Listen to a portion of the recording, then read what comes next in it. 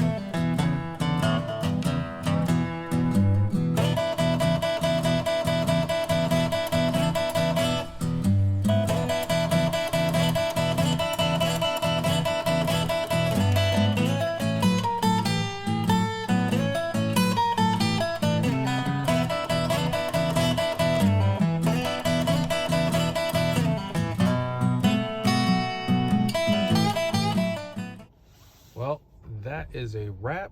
On the way back,